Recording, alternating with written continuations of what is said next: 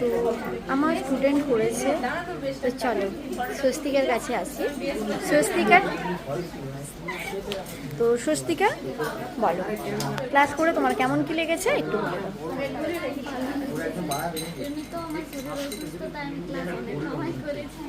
সবাই কামাই করেছে মানে সবাই কি ভাববে জানো তো যে আমি তোমাদেরকে অনেক ফাঁকি মানে ছাড় দিয়েছি। সবাই বলছে একটা কথা, কামাই নয়, ও কি করেছে মানে কয়েকবার ডাক্তারখানা গেছে, তো ওই সময়টা ক্লাস যেটা হয়েছিল ওটা সে এসে আমার কাছে নেক্সট দিন দেখেছে।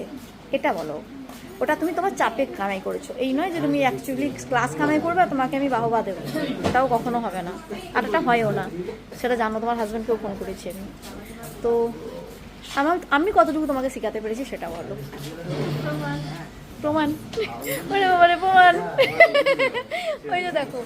আর এ তো তোমার মডেল, আর রিয়েল ক্লায়েন্টের ওপরে তুমি যখন করেছিলে কতক্ষণ ডেকেছিলে মেকআপটা সেটা একটু বলে দাও। কোথায় কোথায় ঘুরিয়েছিলে এটা আজকে একটু বলে দাও। নদী জঙ্গলে দাঁড়ায় ফটোশুট করা হয়েছিল, তারপরও বিকেল 6টা অবধি ছিল মেকআপ, একই রকম অ্যাজ ইট ইজ মেকআপ ছিল, এটা তো মানে মধ্যে ঢুকেছে। আর তো সেটা দেখতেই পাচ্ছ, মেকআপের গ্লো দেখে আমি আর এক্সট্রা কিছু আর বলবো না। যারা যারা চাও ওকে অবশ্যই বুক করতে পারো, খুব সুন্দর কাজ করবে আগামী দিনে। একটু নতুনদের তোমরা ট্রাস্ট করো, যারা চাও তাকে অবশ্যই বুক করতে পারো।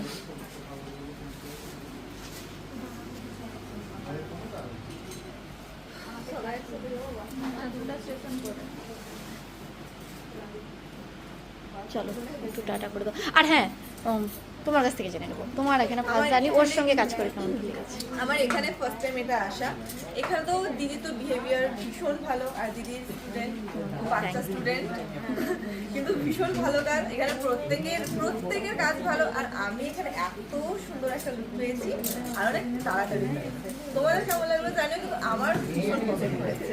Thank you. আর ওর অ্যাকচুয়ালি অনেক প্রবলেম ছিল, যেরকম স্বাগতাকে শিলেখাকে খুব মিস করলাম, আগের বারেও আসতে পারেনি শিলেখা, তো যাই হোক ওরও মনে হয় মিস হয়ে যেত। আমি বললাম যে না ক্যান্সেল করবে না, তুমি যদি তাড়াতাড়ি যেত তাও ছাড়বো। তো যাই হোক তুমি এসেছো তার জন্য অনেকটাই তোমাকে থ্যাংক ইউ।